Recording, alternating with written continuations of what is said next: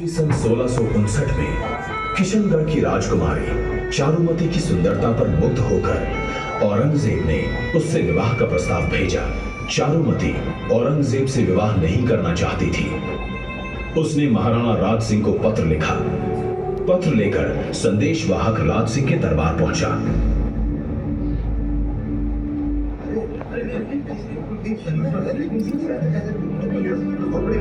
क्षमा करें अन्नदाता, मैं किशनगढ़ की राजकुमारी चारुमती का संदेश लेकर आया।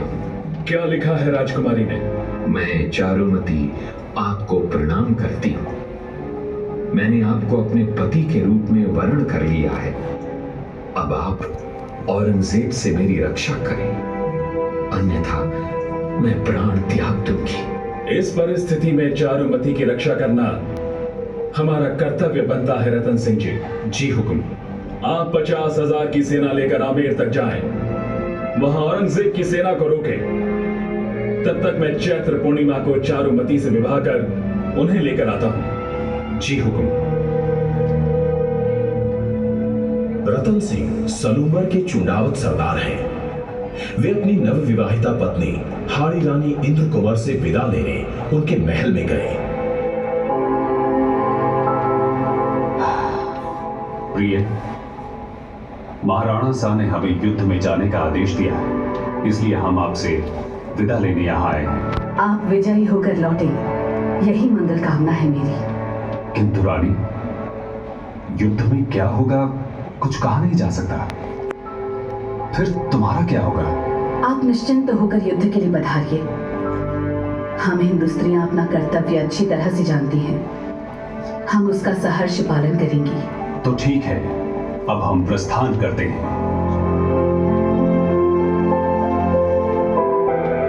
मोहग्रस्त रतन सिंह ने प्रस्थान से पूर्व राजपुरोहित को कहा, पुरोहित जी, हाड़ी रानी से कहो कि हम उनकी कोई निशानी युद्ध में साथ ले जाना चाहते हैं।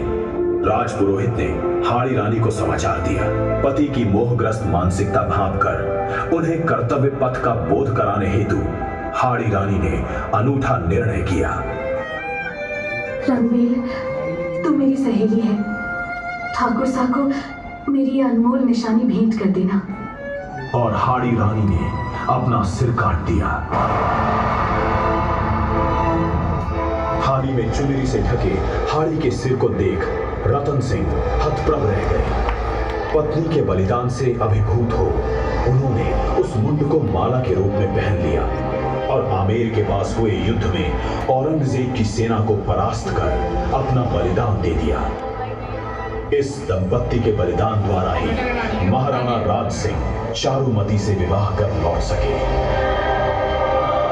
मोहग्रस्त हो गए चुंडावत, हाड़ी से मांगी सेना आई। पति को प्रेरित करने को सिर काट दे दियो क्षत्राणी, सिर काट दे दियो क्षत्राणी।